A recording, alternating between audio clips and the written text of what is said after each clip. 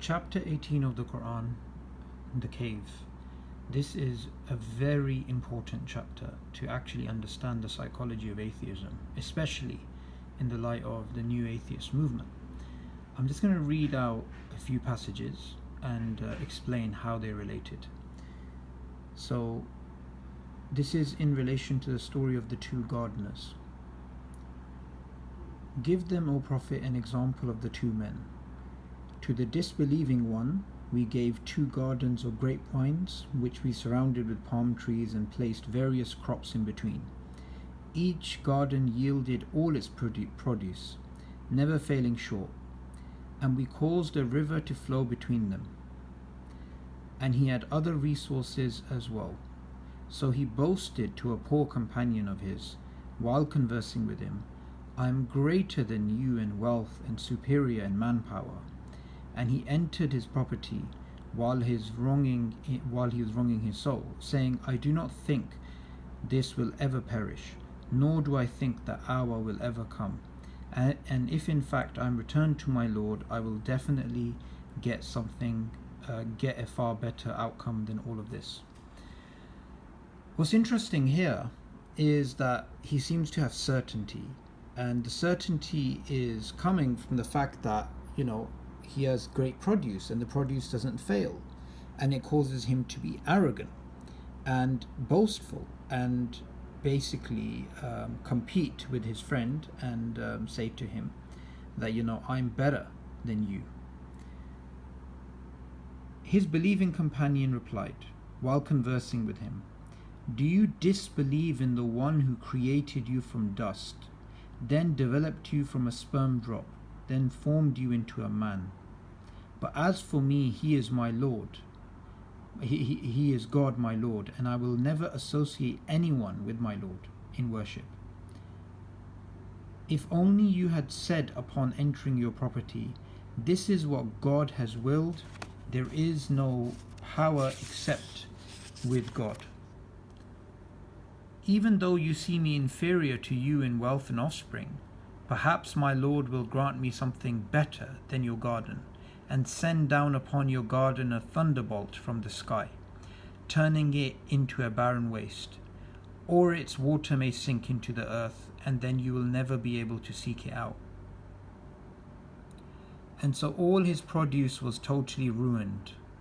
So he started to wring his hands for all he had spent on it, while it had collapsed on its trellises.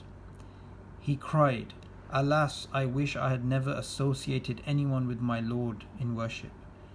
And he had no manpower to help him against God, and nor could he even help himself. At this time, support only comes from God, the true Lord. He is the best in reward and best in outcome. Now, this is a really sad incident, because his wealth was making him haughty, making him arrogant, and his friend was reminding him that, look, I look like I'm inferior, I look like I have less things than you, but this could happen or that could happen. And this is the state of the believer. The believer's humble, the believer's always looking at contingencies, looking at the end of the day, all power belongs to God. And the believer tries to look at things from a higher perspective. The disbeliever only really looks at what's right in front of them. And the interesting thing about this disbeliever is that he turns to God when everything is falling apart. But when everything is fine, then he's like, he doesn't believe anything will perish, and he doubts the day of judgment, and he thinks, look, even if I die, I'll be all right. And interestingly, that's what atheists, these are the sorts of things they say. They say, look, at the end of the day, the people who need religion are people who, are poor, or they are in need of something. I don't need anybody. And, even if God did exist, I'd be all right.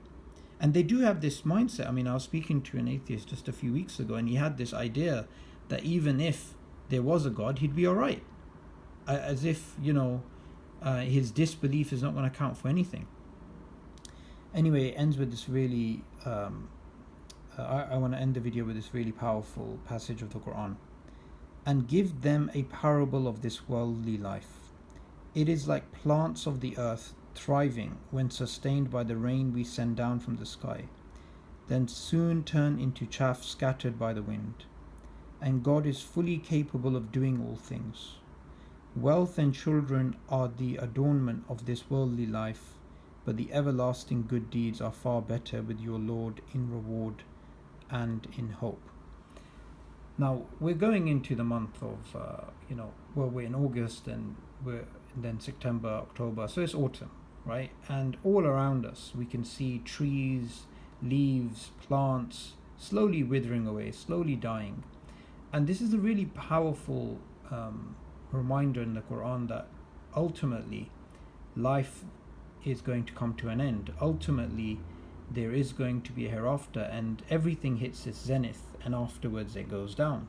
So, young people get old people pass away, people who are in wealth, they go through poverty, different things happen at different times, and we always have to remember the psychology of atheism, and what leads to it is, in essence, complacence. In essence, it's feeling like we have independence from God, when the believer is always thinking about, what if this happens, what if that happens, what if God does this to you, God does that to you, or your disbelief in God.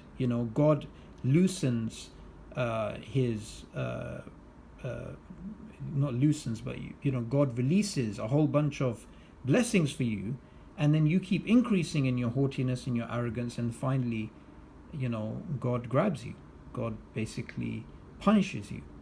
And this particular verse about how people turn to God when everything's falling apart, this also fits the psychology of atheism, because atheists, they say, oh, there's no God, this, that, but as soon as problem hits, as soon as someone dies, someone has cancer, there's a natural disaster, people are poor, that's when you see these atheists running back to God.